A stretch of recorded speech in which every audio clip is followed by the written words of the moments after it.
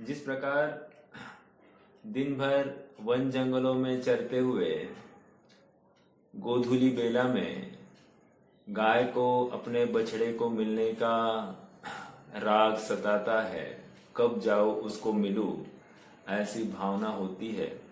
उसी प्रकार सुखार्थी को, मोक्षार्थी को दिन भर के अपनी व्यग्र चिंताओं में, विकल्पों में फंसा होने पर जब उसको सहज ही अपने सुख की जो चर्चा है, अपनी सुख की जो बात है, उसको सुनने की जो लगन रहती है, धगज रहती है, वो एकमात्र स्वाध्याय के माध्यम से ही पूर्ण होती है। तो निरंतर वो स्वाध्याय के लिए छटपटाता है। बहुत पुण्य की बात है। मतलब ऐसा पुण्य कदाचित किसी को प्राप्त होता है, ऐसा हमको ये पुण्य प्राप्त हुआ है, जहाँ पर हमको इस मानव भव के उत्थान कैसे किया जा सकता है, इसकी चर्चा हमको मिल रही है। और इस चर्चा को सुनकर गाफिल रहना नहीं है।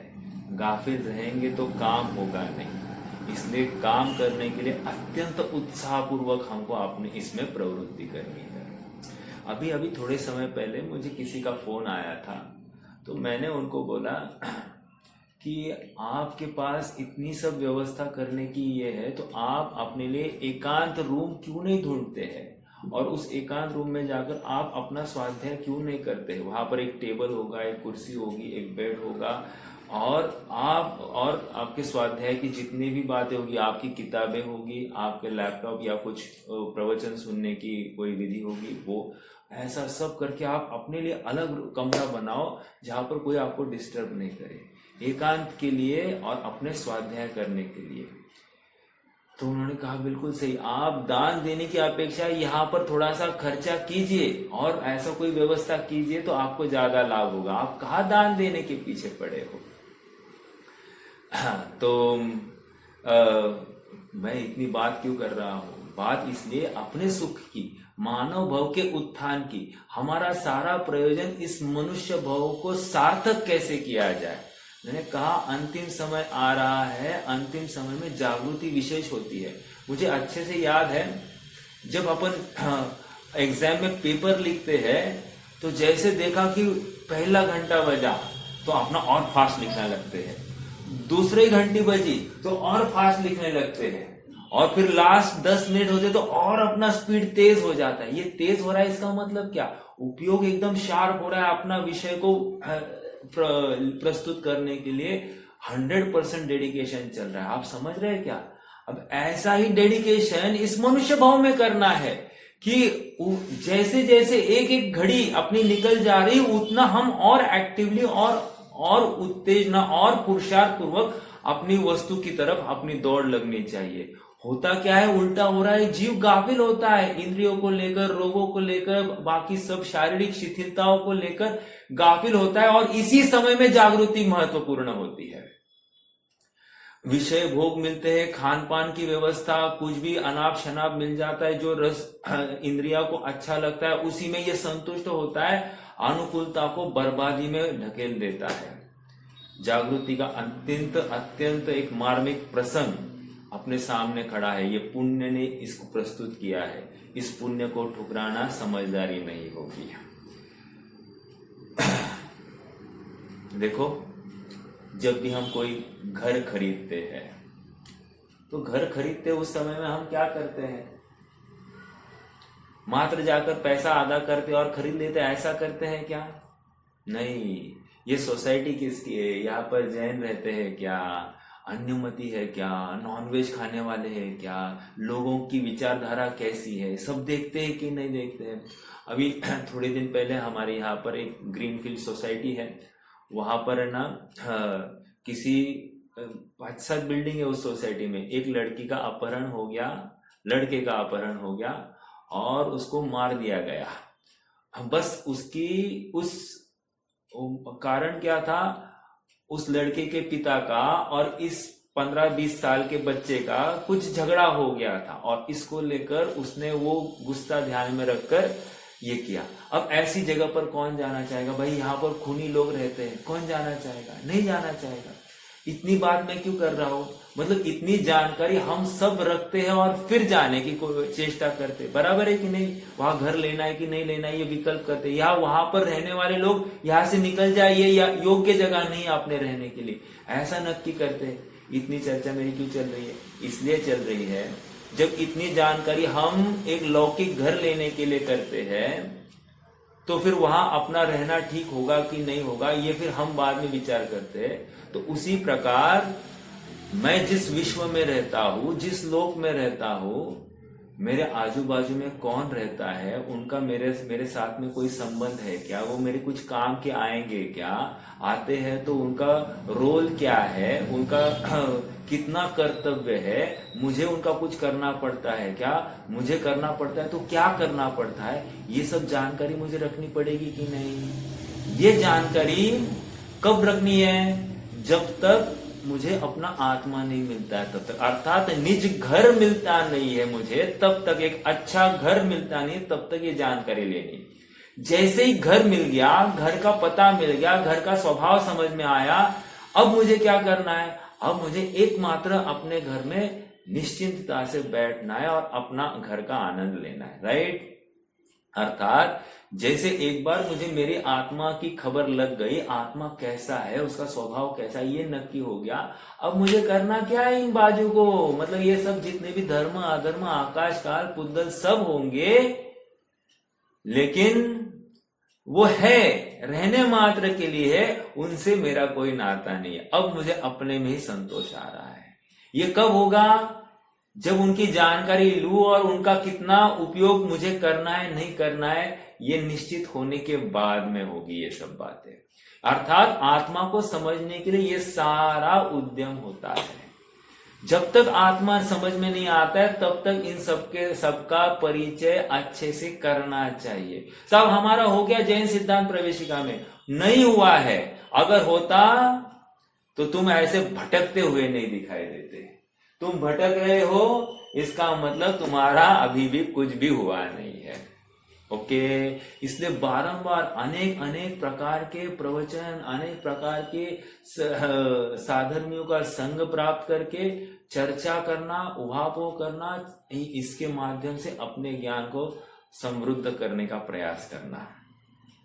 यह अभी भी जो चर्चा चल रही है 6 द्रव्यों की ही चल रही है, और 6 द्रव्यों का 127वीं गाथा के माध्यम से 127, 28, 29, 30, 31, 32 यहां तक हमारी चर्चा आई है। और इसमें इतना ही आया है कि 6 द्रव्यों को उनकी विशेषता की अपेक्षा 2 भागों में विभाजित किया गया है, जैसे जीव अजीव, जैसे सक्रिय द्रव्य निष्क्रिय द्रव्य, जैसे लोकाकाश अलोकाकाश, जैसे मूर्तिक अमूर्तिक। समझ में आ रहा है क्या? हाँ, वो हो गया, जीव अजीव में ही आ गया वो। तो कहने की बात यह है कि इस प्रकार से हमने विभाजन किया है। अब शिष्य का प्रश्न आया है कि मूर्तिक द्रव्य तो आपने समझा दिया, क्या समझाया साहब? मूर्तिक द्रव्य जिसमें स्पर्श हो, रस हो, गंध हो, वर्ण हो, और जो शब्दात्मक हो वो पुद्गल द्रव्य होता है। समझ में आया?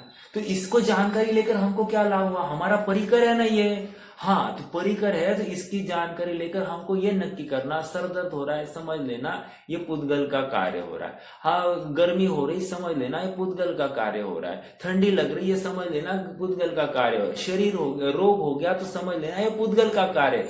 अर्थात इन सब बातों में हमको निर्णय करने का अवसर आता है कि ये कौन है, ये मुझ में हुआ है या बाहर हुआ है। मेरे घर में आवाज तो मेरे घर में आ रही है, लेकिन आवाज यद्यपि मेरे घर में आ रही है लेकिन हुआ कार्य है बाजू के घर में, और मैं समझ रहा हूं मेरे घर में आवाज चल रही है और इसको लेकर मुझे तकलीफ हो रही है, मैं डिस्टर्ब हो रहा हूं। लेकिन डिस्टर्बेंस तब खत्म हो जाएगा जब ये निर्णय हो जाएगा कि मेरे घर में कुछ हो नहीं रहा है, सब बाजू के घर में हो रहा है। यह मूर्तिक द्रव्य की पहचान होने पर हमको लाभ हो जाएगा। अब 133 और 134 नंबर की गाथा के माध्यम से हमको जो अमूर्ति द्रव्यों का जो ग्रुप था उनकी चर्चा करा रहे, अर्थात उनके विशेष गुणों को समझा रहे हैं। क्यों समझने हैं उनके विशेष गुण? क्योंकि विशेष गुण समझे बिना हम नक्की कैसे करें कि ये जीव द्रव्य है तो सब अमूर्तिक, लेकिन इन अमूर्तिक में ये जीव है, ये धर्म द्रव्य है, ये अधर्म द्रव्य है, ये आकाश द्रव्य है, ये काल द्रव्य, ऐसा विभाजन कैसे करें? तो उनके कोई ना कोई विशेष गुणों के माध्यम से ही तो नक्की होगा। जैसे हम बाजार में जाते हैं, हम सोना कैसे लेकर आते हैं? सोना भी रखा है, चांदी भी रखा है, तो हम सोने का दाम देकर सोना ही कैसे लेके आता है? उसके विशेष गुण को देखकर लेके आते हैं। मान लो सोना और हीरा रखा है, तो हीरा कैसे लेके आते हैं? उसके विशेष गुणों को, उसकी चमक को, उसके अलग कैरेट को देखकर हम वो हीरा लेकर आते हैं। कहना क्या है? कहना इतना ही है कि विशेष गुणों के माध्यम से ही तो वस्तु ग्रहण की जाती है। उसी प्रकार यहाँ पर भी अमूर्तिक द्रव्य सभी है ये 5, तो उनमें से हम कैसे नक्की करें कि ये जीव है, धर्म है, अधर्म है, आकाश है, काल है? तो आचार्य देव कह रहे उनके गुणों को हम बता रहे हैं, और गुणों को बताते समय वो हमको उनकी विशेषताएं बता रहे हैं। देखो क्या बताया है, गाथा भी एक बार पढ़ लेते हैं और फिर हम उसकी चर्चा में आगे बढ़ेंगे। पेज नंबर 194 पर है, आगास सब गाहो। आवाज आ रही है सबको ठीक से? आज आ रही, आज आनी ही चाहिए साहब, हमने मनोयोग से ये भाव किया है तो आएगी। आगासस सब गाहो धम्म दवस गमन हेदुत्तम धम्मे दरदवस दु गुणो पुणो ठान कारणदान। ये भाव को भी साथ साथ में पकड़ते जाइए। हाँ, कालसवट्टनासे गुणो व ओगोति अपणो भणिदो इणेया संख्येवादी गुणा ही मुत्तपहीणाणम्। हरिगीत। आकाश का अवगाह धर्माधर्म के गमनागमन स्थान कारण ताक है ये सभी जिनवर देव ने। उपयोग आत्म राम कार वर्तना गुण काल का है अमूर्त द्रव्यों के गुणों का कथन यह संक्षेप में। यही अभी तक का टीका नहीं है। देखो खत्म करना नहीं है। हमारे श्रीमती जी कह रहे हैं कि कल ही तो हो गई। अरे कल हो गई तो हम 2-4 दिन इसी के ऊपर चिंतन मनन करते हैं और 5-5 द्रव्यों की चर्चा करनी है, एक द्रव्य थोड़ी है। एक महत्वपूर्ण बिंदु कल बताया था मैंने ये बताया था कि देखो यहाँ पर धर्म, अधर्म, आकाश और काल, इनकी परिभाषा किस अपेक्षा से दी जा रही है? किस अपेक्षा से दी जा रही है? कौन बताएगा? धर्म, अधर्म, आकाश। बहुत अच्छा, निमित्त की अपेक्षा। मेरा यह प्रश्न है, ये परिभाषा निमित्त की अपेक्षा है या द्रव्य निमित्त की अपेक्षा से है? परिभाषा निमित्त की अपेक्षा है। इसका मतलब वे स्वाधीन है या पराधीन है? अरे वे स्वाधीन है, लेकिन उनका परिचय निमित्त की अपेक्षा से क्यों कराया जा रहा है? क्योंकि उसमें एक प्रबल निमित्त जीव है, और जीव जो प्रबल निमित्त है उसको समझाना है, इसलिए इन सब की परिभाषा जीव की अपेक्षा वो खड़ी की है। आप पकड़ रहे हैं मेरी बात को? जीव या पुद्गल अन्य द्रव्य की अपेक्षा वहां पर खड़ी की है, और प्रयोजन इतना ही है, उस जीव मात्र को समझाना है। समझ में आ रहा है क्या? देखो जैसे मैं हूं तो बच्चे का परिचय क्या कैसे देंगे? मेरी अपेक्षा देंगे। तो समझाना किसको है? श्रीपाल को समझाना, इसलिए बच्चे का परिचय उसकी अपेक्षा। वैसे ही यहाँ पर वो स्वतंत्र द्रव्य है ना, वैसे श्रेयांश है। ऐसा होते हुए भी उसकी चर्चा मेरी अपेक्षा करने में वो अलग बात आती है। समझ में आ रहा है? अर्थात परिचय श्रीपाल का कराने के पीछे उसका भी परिचय किया जा रहा है। बराबर है कि नहीं? बस इसी प्रकार से यहाँ पर चर्चा है।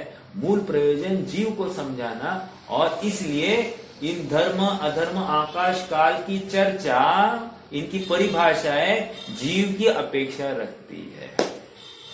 समझ में आ रहा है क्या? जैसे आप सबको पूछो, धर्म द्रव्य किसको कहते हैं?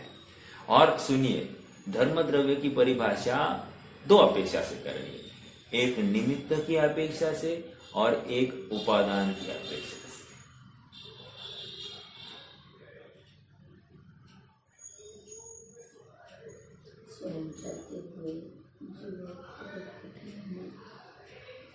धर्म द्रव्य की परिभाषा यहां पर क्या दी है? चलो यहां की परिभाषा बोलिए।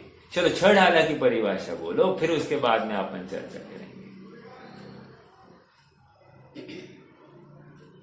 बोलिए, छह ढाला में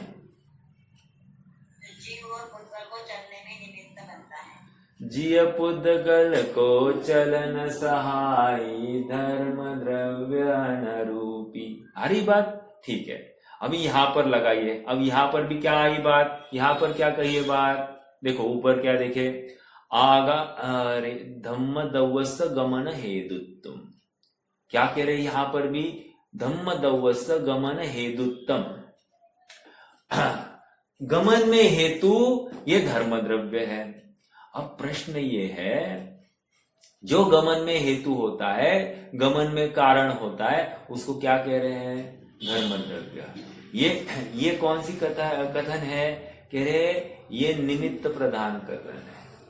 क्या कहा? निमित्त प्रधान कथन है। अच्छा, तो उपादान प्रधान कथन कैसे होगा? स्वयं चलते हुए जीव को जो चलने में गमन में हेतु बनता है, उसको धर्म द्रव्य कहते हैं। ये क्या हो गया? उपादान प्रधान कथन, अर्थात जीव की उपादानता स्वयं की सामर्थ्य है चलने की। ओके, उसमें धर्म द्रव्य निमित्त बना है। मेरा एक प्रश्न है, धर्म द्रव्य चलता है क्या? गमन करता है धर्म द्रव्य? अधर्म द्रव्य चला तो कितना चलता है एक दिन में? अरे बोलो, उपयोग कहाँ है? उपयोग हाँ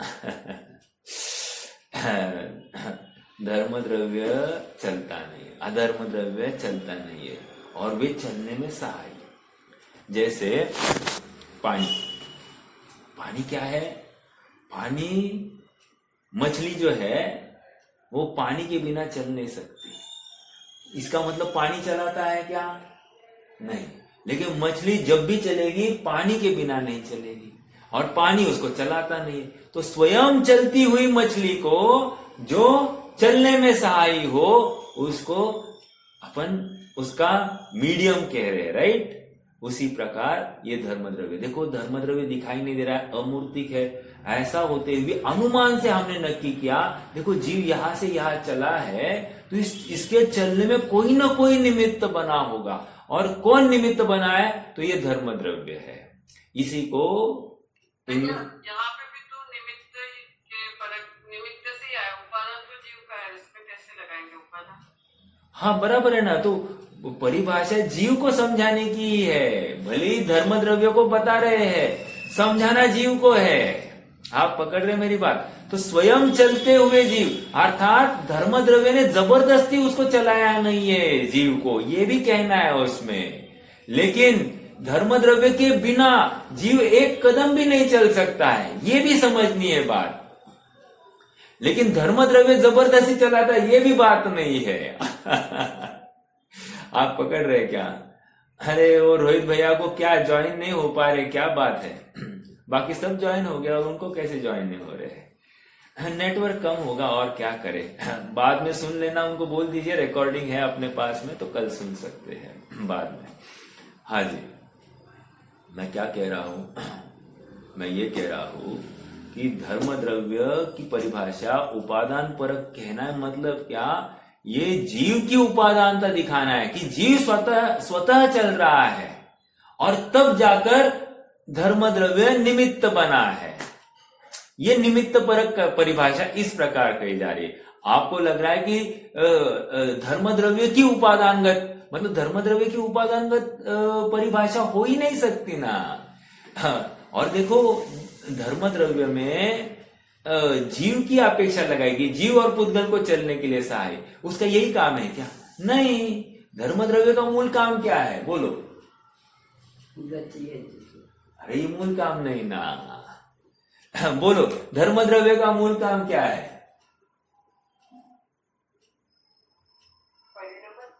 बस धर्म द्रव्य रूप बना रहना, यही उसका मूल काम है। समझ में आ रहा है क्या? हमको वो एक बहुत बड़ा फोबिया जैसा हो गया है। क्या फोबिया नहीं, मतलब जो कोई शब्द होगा कि भाई ये मतलब गमन का ही काम करना, दूसरा कुछ भी नहीं करना है इसने। अरे इसने स्वयं रूप बने रहना, ये भी कुछ बड़ कम काम है क्या? यही महत्वपूर्ण काम है। तो फिर ये परिभाषा क्यों कराई? ये परिभाषा हमको समझाने के लिए की है। वो धर्म द्रव्य के लिए कुछ फर्क नहीं पड़ रहा है कि गति हेतुत्व बनूं या नहीं बनूं, कुछ भी फर्क नहीं पड़ रहा है। धर्म द्रव्य रूप बना रहा, बस यही उसके लिए काफी है। समझ में आ रहा है? उसी प्रकार प्रत्येक द्रव्य का लगा लेना। अब अधर्म द्रव्य का कार्य क्या है? अधर्म द्रव्य रूप बना रहना। काल द्रव्य का कार्य क्या है? काल द्रव्य रूप बने रहना। आकाश द्रव्य का कार्य क्या है? आकाश द्रव्य रूप बने रहना। इसके अलावा कुछ भी नहीं है। फिर ये परिभाषाओं का क्या होगा? अरे जीव को समझाने के लिए है। आप पकड़ रहे क्या मेरी बात? देखो मतलब ये सिद्धांत प्रवेश का बेसिक बातें है ये, लेकिन हम उन बातों से भी वाकिफ नहीं है। हमको हमारी नैया अब डगमगा रही है, फिर भी हमको खबर नहीं है। हमको अभी भी लग रहा है कि बस आत्मा को जानना है, आत्मा को जानना है। नहीं, तुम्हारा परिकर जाने बिना तुम आत्मा को नहीं जान सकोगे। क्यों? क्योंकि तुम्हारे ज्ञान का गेज जो बन रहा है ना, वो गेज के अनुसार तुम्हारा ज्ञान हो रहा है या कैसे हो रहा है, ये तो तुम्हें समझना पड़ेगा ना। अर्थात ये गलत जानने में आया तो ज्ञान विपरीत दिख रहा है तुमको, और ज्ञान विपरीत दिख रहा है तो तुमको वस्तु ठीक से नहीं जानी जाएगी। हाँ जी, तो ये धर्म द्रव्य की बात हो गई। और एक सुनिए, धर्म द्रव्य क्या है? स्वाधीन है। एक असंख्यात प्रदेशी है। दो धर्म द्रव्य असंख्यात प्रदेशी कितने हैं? एक है, दो है, तीन है, संख्यात है, असंख्यात है, कितने हैं? असंख्यात प्रदेशी एक धर्म द्रव्य। आप पकड़ रहे हैं क्या? प्रदेश असंख्यात है लेकिन धर्म द्रव्य एक है। ओके, अधर्म द्रव्य भी वैसे ही एक है, लेकिन वो है असंख्यात प्रदेशी लोकाकाश प्रमाण। वैसे आप सबको पता ही होगा, ये एक सुई की नोक जितना भी क्षेत्र प्रदेश, वे कितने होते हैं? संख्यात या असंख्यात? असंख्यात है। सुई की नोक जितने प्रदेश भी असंख्यात है। और ये लोकाकाश भी जो है ना, 14 राजू उत्तुंग नभ 343 घन राजू प्रमाण, ये भी असंख्यात है। तो कह रहे ये धर्म द्रव्य और अधर्म द्रव्य कितने? ये 343 घन राजू प्रमाण असंख्यात। समझ में आया? और जीव कितने हैं? जीव कितने हैं?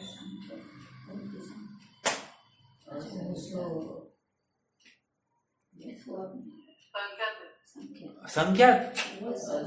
लो जी। अरे मनुष्य जीव की बात नहीं चलती है, ये जीव की बात चल रही है। पूरी जीव राशि, अनंत जीव राशि, अनंत। देखो ऐसा आया कि एक निगोदिया जीव में कितने जीव?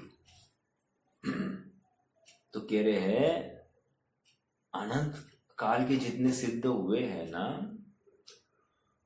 वे उतने सिद्ध की जो टोटल है, वो जो एक निगोद शरीर में जितने जीव है ना, उसका असंख्यातवा भाग है। एक निगोद शरीर में कितने? असंख्यात आई एम वेरी सॉरी, एक निगोज शरीर में, निगोज शरीर, हाँ वो निगोज शरीर का क्लस्टर नहीं, निगोज शरीर,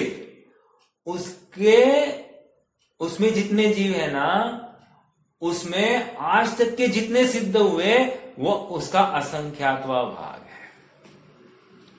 अब कैसे लगाएंगे हिसाब, कितनी जीव राशि? इस न्याय से ये जीव राशि अक्षय जीव राशि है। अरे इतना ही नहीं, अनंत अनंत अनंत अनंत काल तक सिद्ध होते रहेंगे तो भी इस एक निगोदिया शरीर के जीव खत्म नहीं होंगे। समझ में आ रहा है क्या? इतनी जीव राशि है, और इतनी जीव राशि से भरा हुआ कोई अभक्ष पदार्थ मैं खा सकता हूं, ये कल्पना करना थोड़ी सी कठिन हो जाती है। जैनी के लिए ये ठीक नहीं है। हाँ जी, देखो यही कह रहा हूं कि ये महापुण्य है कि हमको इन सब बातों की खबर हो रही है, सही क्या गलत क्या, फिर सही रास्ते का फैसला हो सकता है। अगर खबर ही नहीं होती है तो फैसला कैसे हो सकता है? और सुनिए, मान लो हमको खाने की बहुत भावना होती है, विचार आता है क्या इसमें मेरी पूर्वभव की माँ या बाप या पिता या मेरे पूर्व के भाई बहन कुछ होंगे, या मेरा पूर्वभव का बेटा भी हो सकता है इसी जीव राशि में, मैं इनको ही खा रहा हूं, ऐसा भाव समझ में आ रहा है क्या? तो हमको जागरूकता आ जाती है। समझ में आ रहा है? ये या इसी जीवों में आगे कुछ काल बाद होने वाले अनंत सिद्ध पड़े हैं इसी निगोदिया जीव में। क्या मैं सिद्धों को, जिनको मैं डेली नमोकार मंत्र के माध्यम से स्मरण करता हूं, उनको ही मैं खा सकता हूं क्या? इस प्रकार से विचार करना, तो ये जागृति आ जाती है। इसके लिए ये सब चर्चा है। हालांकि ये चरणानियों का पक्ष है, अपन द्रव्यानियों के पक्ष में अभी चर्चा कर रहे हैं, लेकिन बात क्या है, जीव राशि मतलब संख्या की बात चल रही थी, इसके ऊपर काफी मतलब थोड़ा सा विस्तार हो गया। मुझे तो इतना ही कहना है कि धर्म द्रव्य एक, अधर्म द्रव्य एक, और जीव भी अनंत। कितने हैं? उनकी क्षेत्र कितना है? लोकाकाश प्रमाण 343 घनराजु प्रमाण। समझ में आया? हाँ। अब कालानु, कालानु कितने हैं? एक है, संख्यात है, असंख्यात है या अनंत है? तो कहते हैं कालानु है असंख्यात। हाँ, लेकिन उनका प्रदेश कितना है? एक प्रदेशी। एक प्रदेश मतलब क्या? एक प्रदेश रयणाणम राशिमिव। कहाँ की बात है? रयणाणम राशिमिव। हाँ, राइट राइट राइट। तो कह रहे रत्न की राशि के प्रमाण, वो लोकाकाश के प्रदेश प्रदेश पर वो खचित है। समझ में आया? तो ये ऐसे कितने हैं? असंख्यात, लेकिन एक प्रदेशी है। ये क्या हो गया? इसी को अपदेशी, अपदेशो ऐसा भी कहने में आता है। अप्रदेशी।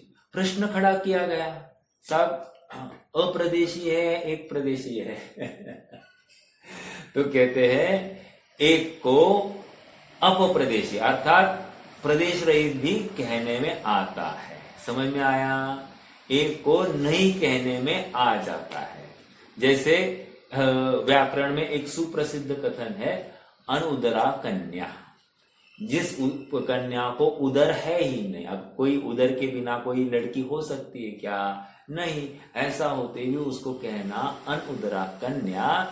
उसी प्रकार यहाँ पर अप्रदेशी कहकर एक प्रदेश को अप्रदेशी कहा जाता है। ठीक है। अब प्रश्न ये खड़ा होता है कि ये प्रदेश का कोई आकार प्रकार होता है क्या? तो कहते हैं कि हाँ होता है। क्या होता है? प्रदेश का आकार वैसे देखा जाए, प्रदेश का आकार पुद्गल के परमाणु के आकार का समान है। क्या कहा? पुद्गल परमाणु के आकार के समान प्रदेश का आकार होता है। हाँ, लेकिन प्रदेश आकार क्या है? आकार हमको जैसे चौकोरा है, गोल है या फिर षटकोना है, क्या है? तो इसके ऊपर दो तर्क दिए जाते हैं। एक कहा जाता है षटकोणाकार और एक कहा जाता है चौकोनाकार। अब जो होगा सो होगा, केवल ज्ञान गोचर बात है, लेकिन ज्यादा युक्त ये दो ही लगते हैं। कोई कहे गोल आकार है तो वो बात युक्त नहीं है। क्यों? क्योंकि जब दो प्रदेश गोल है तो फिर दो प्रदेशों के बीच में क्या है? जगह बचेगी, और वो जगह में कौन है, फिर क्या है, ये प्रश्न खड़ा होगा। इसलिए गोल आकार प्रदेशों का ये स्वीकार नहीं होता है। ठीक है, एक और प्रश्न खड़ा होता है। मैं एक जनरल चर्चा कर रहा हूं, आकाश द्रव्य की बात करेंगे। वैसे काल द्रव्य की और एक बात है कि काल द्रव्य क्या करता है? वर्तना हेतु। तो वर्तना हेतु मतलब क्या? कितने जनों को वर्तना करने में वो निमित्त होता है काल द्रव्य? कितने द्रव्यों के वर्तन करने में निमित्त बनता है काल द्रव्य?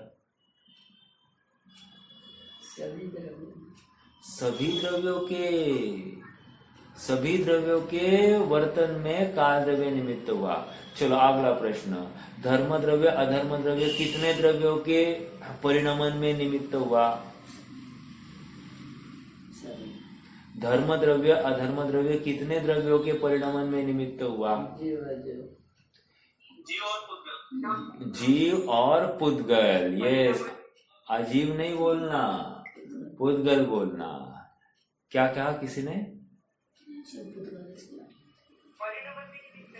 परिणमन मतलब क्षेत्रांतर की अपेक्षा कथन था मेरा। परिणमन मतलब क्या? उसका उत्पाद वे द्रव्य वाला परिणमन नहीं कह रहा हूं, निमित्त के रूप में ही चल रही थी बात कि उनके गमन हेतु में ही तो उनकी या स्थिति हेतु की तो चर्चा थी, तो उस अपेक्षा थी। चलो और एक प्रश्न बाकी रह गया है मेरा।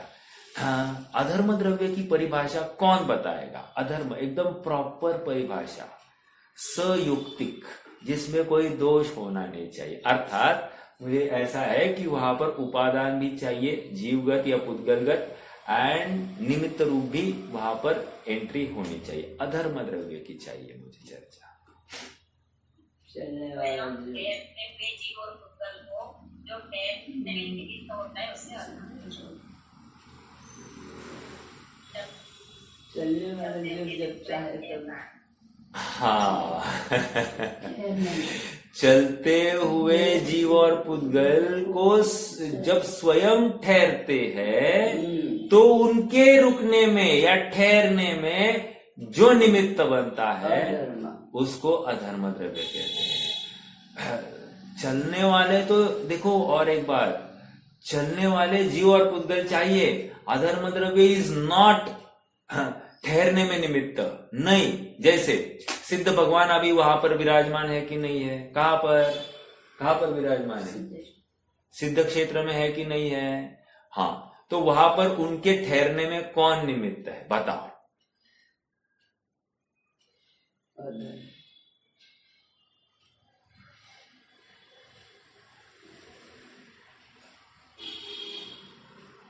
ये प्रश्न समझ में आ रहा है कि नहीं आ रहा है? इतना ज्यादा सोचने की आवश्यकता नहीं है।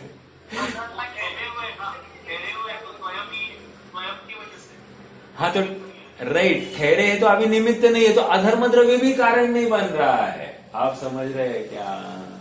अधर्म द्रव्य कारण कब कहा जाता है? जब पहले समय में यहां से वहां पहुंचे और रुक गए, तो उस पर्टिकुलर पॉइंट को ही बस अधर्म द्रव्य कारण है। अब सेकेंड समय में कौन है कारण उनके रुकने में? कोई नहीं, वे स्वयं रुके हुए हैं। समझ में आया क्या? हाँ, तो इसका मतलब अब सिद्ध भगवान को वहां रुकने में कारण कौन? तो कोई द्रव्य नहीं है, वे स्वयं ही रुके हैं और आकाश ने उनको जगह दी और काल की अपेक्षा परिणमन। समझ में आ रहा है क्या? हाँ, अभी धर्म अधर्म और पुद्गल का कोई वहां पर रोल नहीं होगा। ओके, हाँ जी। अब आगे आकाश द्रव्य जो है, ये लोकाकाश कहाँ है कह रहे हैं? लोकाकाश आकाश के बीचों बीच है। कैसे नक्की किया? कह रहे हैं सभी दिशाओं में अनंत है, बराबर है कि नहीं? अनंत है।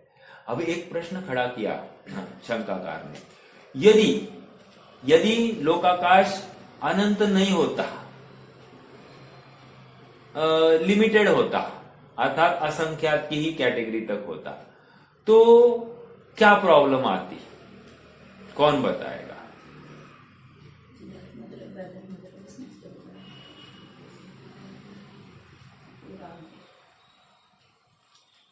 आप प्रश्न समझ रहे हैं आप सब? हाँ, तो अगर हम कह रहे हैं कि लोकाकाश ने अवगाहना दी है, उसने धारण किया है, अलोकाकाश मतलब आकाश द्रव्य ने धारण किया है, आकाश द्रव्य लिमिटेड होता, इसका मतलब उसके बाहर कौन? आकाश द्रव्य को धारण करने वाला कौन? तो और एक द्रव्य खड़ा करना पड़ता, क्योंकि उसके बिना फिर पूर्णता नहीं है। इसलिए आकाश द्रव्य अनंत मानना ही युक्त है। समझ में आया ये बात? चलिए अभी अपन थोड़ा सा पढ़ते, और कोई विशेष चर्चा होगी तो मैं करता ही रहूंगा। अब पढ़ते हैं थोड़ी सी।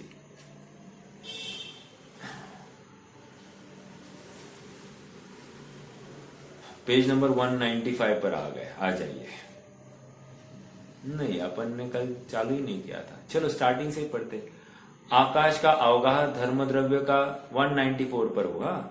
आकाश का अवगाह धर्म द्रव्य का गमन हेतुत्व, अधर्म द्रव्य का गुण स्थान कारणता है, काल द्रव्य का वर्तना और आत्मा का गुण उपयोग कहा गया है।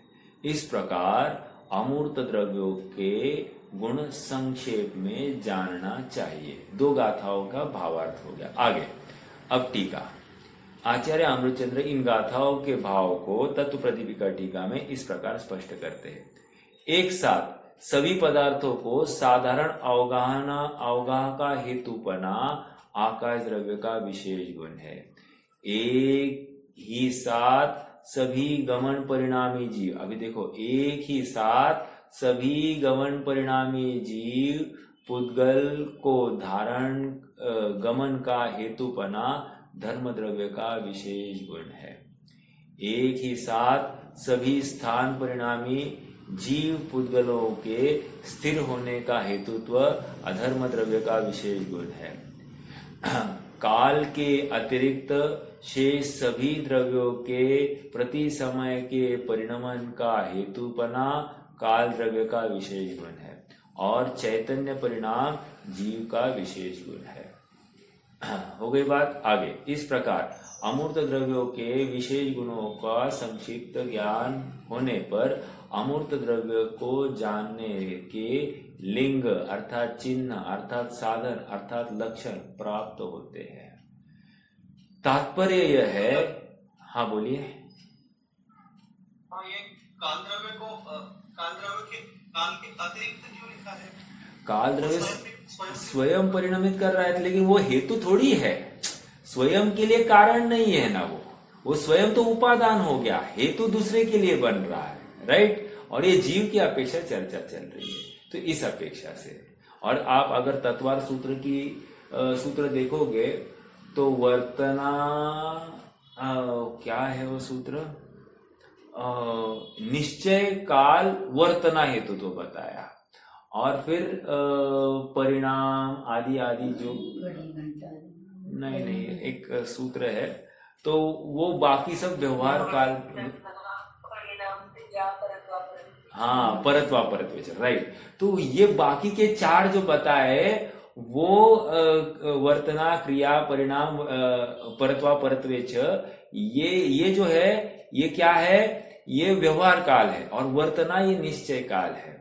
तो अन्य द्रव्यों के परिणमन में निमित्त व्यवहार काल हो गया, और स्वयं के परिणमन में वो निश्चय काल होता है। तो निश्चय काल वर्तना इतना ही है। हालांकि यहाँ पर वर्तना ये शब्द आया है, सभी की अपेक्षा को लेकर वर्तना आया है, बट काल द्रव्य दूसरे द्रव्यों के परिणमन में निमित्त है, स्वयं के तो निमित्त थोड़ी होगा, वो तो उपादान होगा स्वयं में। आप पकड़ रहे क्या मेरी बात को? स्वयं के परिणमन करने में वो तो उपादान होगा, दूसरों के परिणमन में वो निमित्त होगा। उपादान और निमित्त में फर्क है। निमित्त मतलब क्या? खाली साक्षी कारण है। वो कोई उनको जबरदस्ती परिणमित करता है ऐसा नहीं, स्वयं परिणमित हो रहा है द्रव्य, उसमें वो साक्षीभूत है, वहां पर खड़ा है।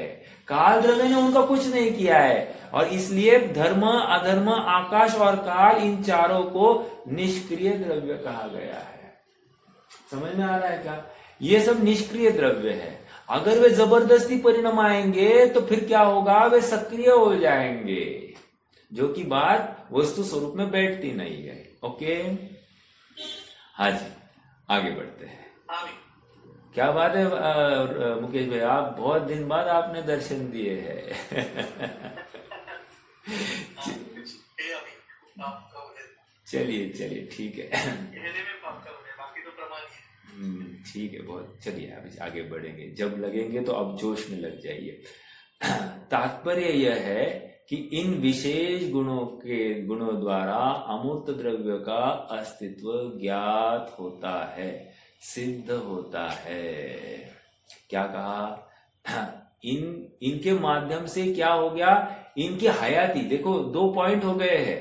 एक तो इनकी हयाती भी सिद्ध की है। ओके, नहीं तो क्यों हयाती सिद्ध करना क्यों जरूरी है? कौन बताएगा?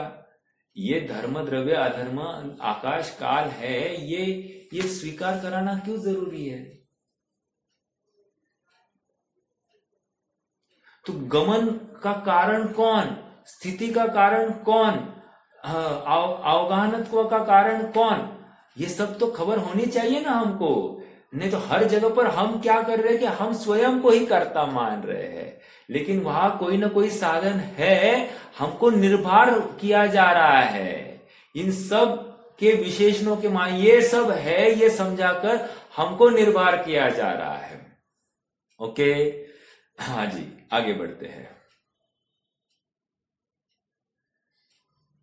अब इस बात, निर्भरता मतलब क्या? मेरा एक प्रश्न है। और निर्भरता मतलब क्या? हमको निर्भर किया, ये जानकारी हो गई। निर्भर मतलब गमन, हेतुत्व, धर्म द्रव्य, ओके, स्थिति हेतुत्व, अधर्म द्रव्य, ठीक है। हम निर्भर कैसे हो गए? प्रश्न तो ये है। मैंने बोल दिया, आपने सुन लिया, लेकिन कैसे? अरे ये तो समझाओ हमको। तो इतनी ही बात है कि वो कार्य जीव की या पुद्गल की उपादानगत योग्यता से ही होता है। इसमें जीव का विकार है, ये भी बात है, लेकिन उसमें निमित्त भूत, साक्षी भूत, वहां पर वो द्रव्य, धर्म द्रव्य, अधर्म द्रव्य होना ही चाहिए।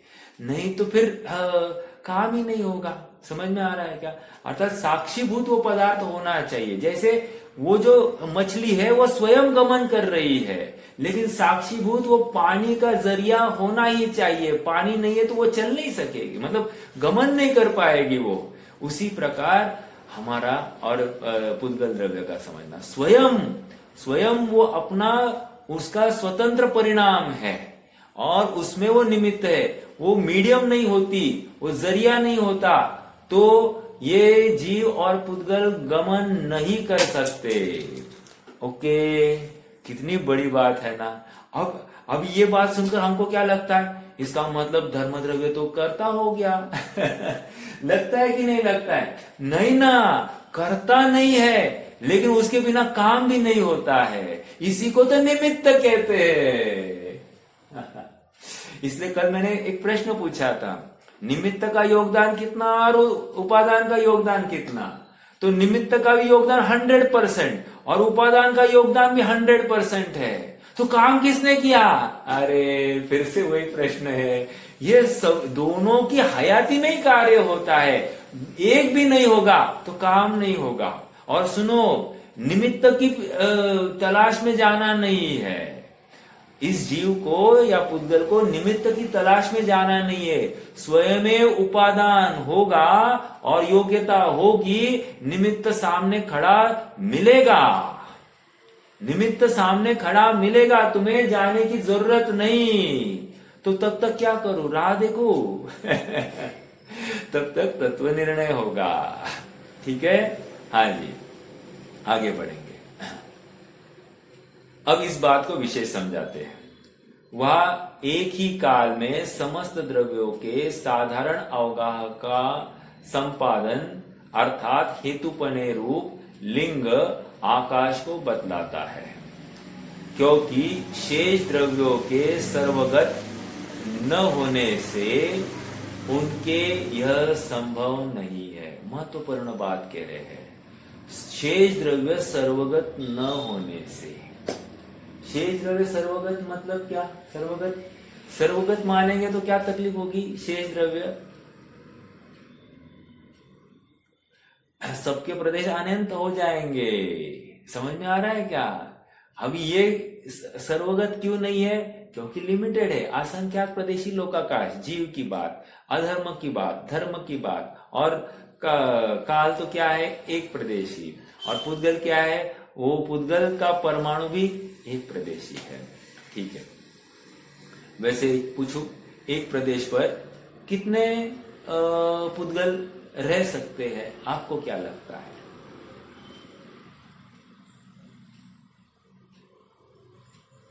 एक प्रदेश पर कितने पुद्गल रह सकते हैं?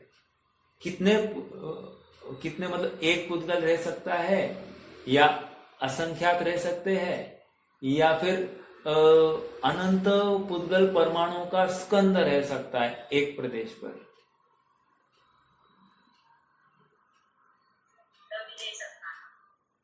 हाँ, मतलब द्विअणु भी रह सकता है, त्रिअणु भी रह सकता है, चार अणु भी रह सकता है, और संख्यात, असंख्यात, अनंत कुछ भी एक प्रदेश पर रह सकता है।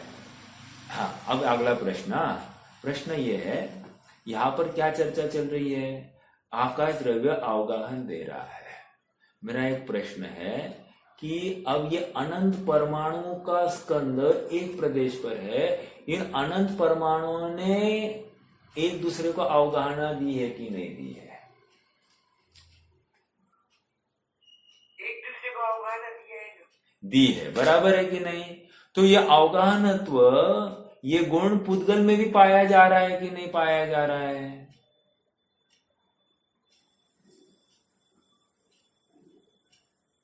लेकिन आकाश में विशिष्ट व्यापक अवगाहन है। ठीक है, आप आंसर समझ में आया सबको? देखो, जीव में भी अवगाहनत्व है क्या? एक जीव दूसरे जीव को अवगाहनत्व देता है क्या? कहा देता है? दो ऐसे स्थान। क्षेत्र में एक में बदले आपाने। हाँ, एक तो सिद्ध में, और एक जगह कौन सी है जहां पर अवगाहनत्व देते हैं?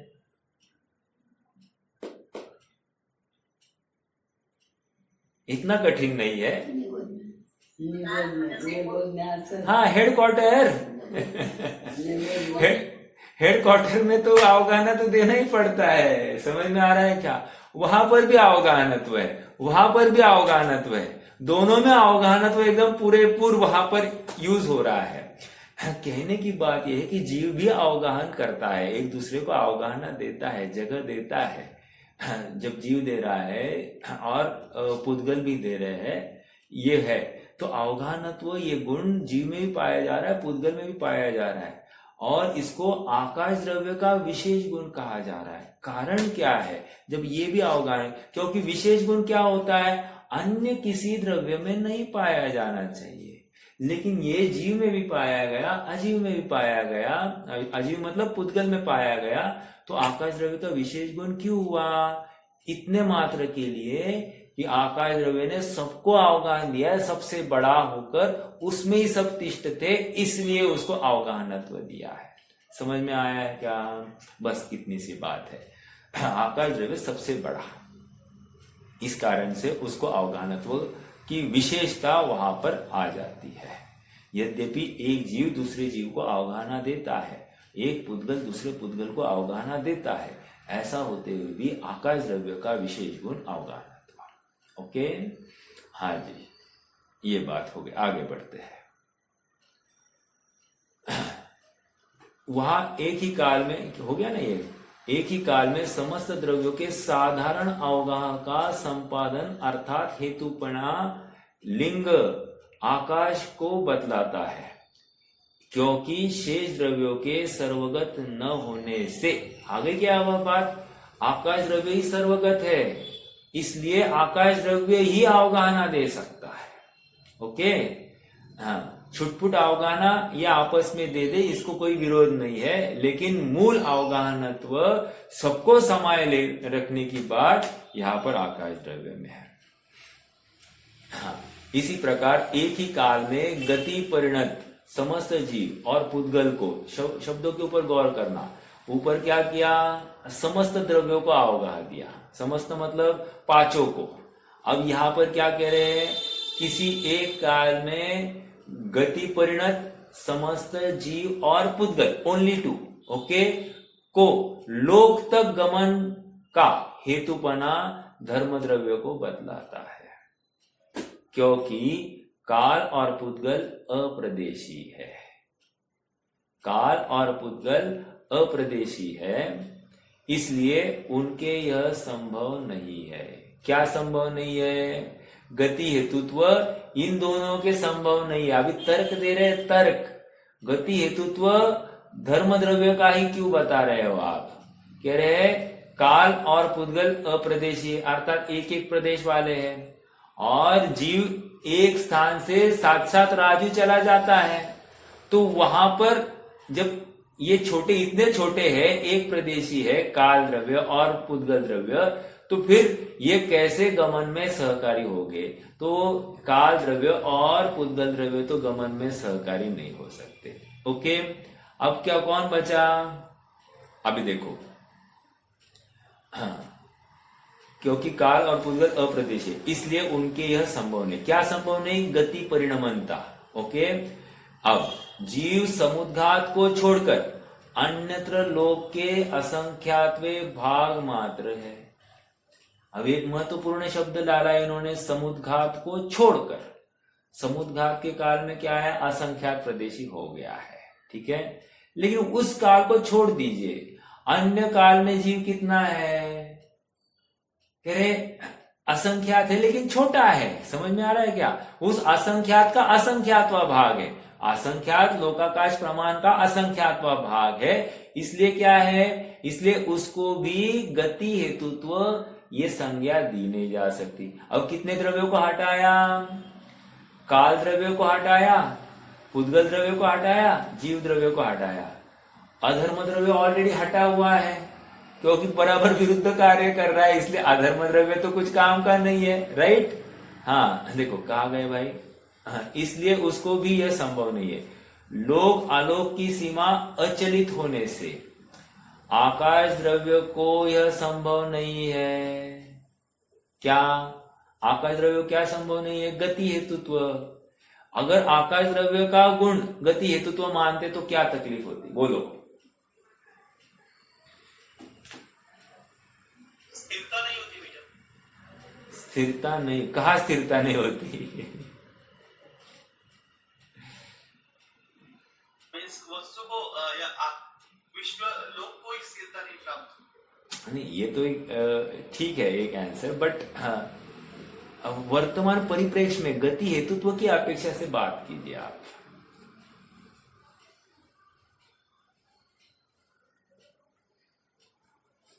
बोलिए ममता भाभी।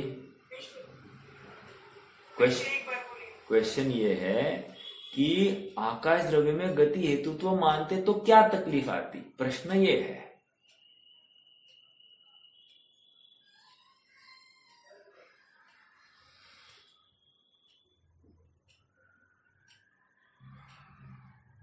हाँ बोलो बोलो मुकेश भाई बोलिए। हाँ, और जो सिद्ध जो जाके रुके हैं, हाँ, उनको भी एक पॉइंट आता, वो रुकने के लिए स्थान ही नहीं होता, वो गति पकड़ के रहते थे।